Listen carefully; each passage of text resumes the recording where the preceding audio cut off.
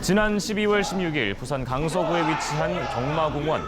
경마 경기가 없는 이곳에서 지난달 29일에 취소됐던 경기를 두고 큰 소란이 벌어지고 있었습니다. 지금 사람 죽었는데 경마 뛰겠다는데 누군데? 아니 협의하고 있잖아요. 뭘 협의해? 기수가 죽었음에도 경마를 진행한다는 말에 유가족들은 크게 반발했는데요. 어느 순간적으로 그거를 그렇게 했다고 생각하죠? 마사회 관계자들을 마주하자 가족들은 마음속에 쌓였던 울분을 토해냅니다. 내가 이런 데 한번 도전해보면 좋겠다고. 자, 별일 없냐? 저는 한번 이해 잘하고 있어요. 될 겁니다. 뻑하면은 정치, 재결, 마사회와 기수 조교사는 아무 연관이 없다고. 자, 이 새끼들아 그 얘기. 이들에겐 대체 무슨 일이 있었던 걸까요? 한국 마사회 부산 경남 경마공원 소속 기수가 숨진 채 발견됐습니다. 지난 11월 29일 부산 경마공원에서 활동하던 기수가 스스로 목숨을 끊은 사건이 발생했는데요. 그는 바로 17년차 베테랑 기수인 문중원 씨였습니다. 그리고 그로부터 18일이 지난 이후 제작진은 자세한 이야기를 들어보기 위해서 유가족과 함께 사건이 벌어졌던 현장을 찾았습니다. 옛날에 초창기 기수돼가지고 일로 불러되겠죠. 그가 발견됐다는 화장실에는 그날의 참상이 아직도 남아 있었는데요. 착실하고 원리 원칙을 지켰던 고인이 극단적인 선택을 할 수밖에 없는 현실에 가족들은 이 분노했습니다. 촛불은 그 전기를 스위치를 누르면 환풍기 한번 돌아가기 때문에 환풍기 안 돌아가게 하려고 죽음으로 이 부분을 밝혀줘야 된다라는 걸 각오한 그게 2년 동안 말려 죽였다는 데 대한 분노이 더해요. 죽기 바로 직전이라는 걸 제가 확인할 수 있습니다. 고인이 마지막으로 남긴 유서에는 그의 분노가 담겨 있었는데요. 조교사의 지시에 따르지 않으면 말을 탈 기회조차 없다던 부조리함부터 마방 배정 과정에서 겪었던 불합리함이 바로 그 내용이었습니다.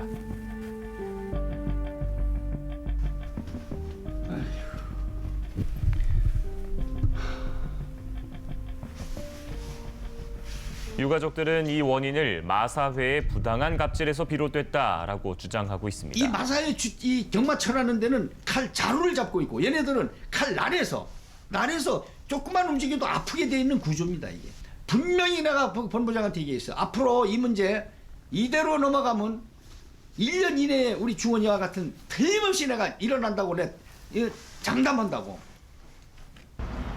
이에 유가족과 노동단체는 마사회의 제도 개선을 촉구하고 나섰습니다.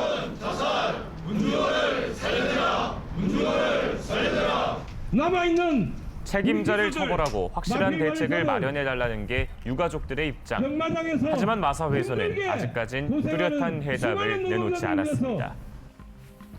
환호로 가득한 경마장에서 대체 왜 이런 일이 발생하게 된 걸까요? 관계자들은 기수와 마필관리사가 조교사에게 종속될 수밖에 없는 구조가 원인이라고 말합니다. 상금을 마사회에서 마방 운영비 형식의 이제 돈을 주면 그걸 100% 소진을 해요, 서울은. 근데 제가 알기로는 부산은 100% 소진하는 마방들도 있겠죠. 근데 한 80%만 소진하고 한 70% 소진하고 나머지는 조교사가 그냥 갖고. 그래도 그게 위법은 아니니까. 그러면 관리사나 기수 입장에서는 내 목 줘라. 그럼 네 목은 없다. 내가 주고 싶은 만큼 주는 게 너의 몫이다. 라고 얘기할 수 있는 구조를 만들어 놓은 거죠. 최종 임금에 대해서는 개인 회사라는 명분을 줬어요. 그러니까 조교사한테 잘 보이건 뭐 친인척이건 이런 사람 뭐 입사 뭐 15년이든 1년이 상관없이 조교사한테 충성을 다하는 사람들은 먹고 사는 거고, 좀 열심히 일하다가 좀 다쳤다든가 나이 좀 많이 먹어서 업무 능력이 좀 떨어진다 하면 나가라는 거예요, 지금 이 시스템이. 아니면 진짜 조교사한테 철저하게 기든가. 마사회와 마주에게 권한을 위임받은 조교사는 기수와 마필관리사를 고용해서 경기를 치르게 되는데요. 이 구조 때문에 기수와 마필관리사는 철저히 불리한 위치에 있을 수밖에 없는 셈입니다. 경마장 구조 자체가 개인 사업자인, 그러니까 조교사 1인에 대해서 종속적인 관계로 일을 하게 되는 그런 형태가 많습니다.